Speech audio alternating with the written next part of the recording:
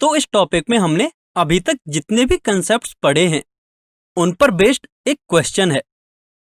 इस क्वेश्चन में एक फंक्शन गिवन है sec square x upon cosec square x और हमें इस फंक्शन को इंटीग्रेट करना है।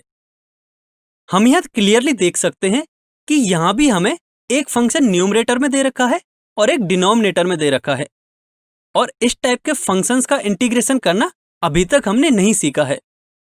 इसका मतलब हमें पहले इस फंक्शन को सिंप्लीफाई करना होगा। तो आप ट्रिग्नोमेट्रिक रेशियोज के बारे में ऑलरेडी पढ़ चुके हो, तो पहले इस क्वेश्चन को ट्रिग्नोमेट्रिक रेशियोज यूज करके सिंप्लीफाई कीजिए, उसके बाद इसका इंटीग्रेशन कीजिए। For this please pause the video here for 2 minutes and solve this question. I hope आप सभी ने इस क्वेश्चन को सॉल्व कर लिया होगा। तो चलिए अब इसका सॉल्यूशन डिस्कस करते हैं। तो सबसे पहले आपने इस फंक्शन को सिंप्लीफाई किया होगा। अब हम इसको सिंप्लीफाई कैसे कर सकते हैं कि हम न्यूमरेटर को लिख सकते हैं 1 upon cos square x and denominator को लिख सकते हैं 1 अपॉन साइन स्क्वायर एक्स, जिससे कि हमारा फाइनल फंक्शन मिलेगा tan स्क्वायर एक्स। अब हमें नहीं पता कि tan स्क्वायर एक्स का इंटीग्रेशन क्या होता है, लेकिन हम ट्रिग्नोमेट्रिक आइडेंटिटीज यूज करके ये जरूर बता सकते हैं कि हम tan स्क्वायर को लिख सकते हैं sec स्क्वायर एक्स माइनस 1। तो इसको चेंज करने से फायदा ये हुआ कि अब हमें sec स्क्वायर एक्स का भी पता है और 1 का भी पता है।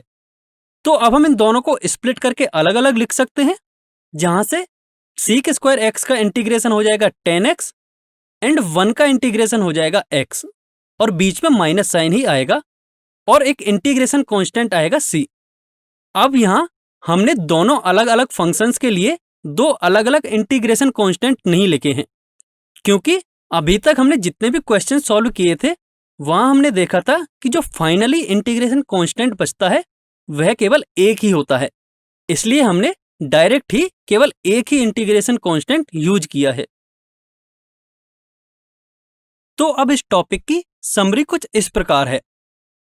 जहां हमने देखा था कि जो इंटीग्रेशन होता है वह डिफरेंशिएशन की रिवर्स प्रोसेस होती है।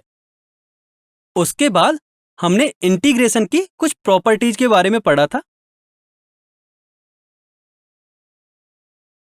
अब आपको ये रेफरेंस क्वेश्चंस सॉल्व करने हैं।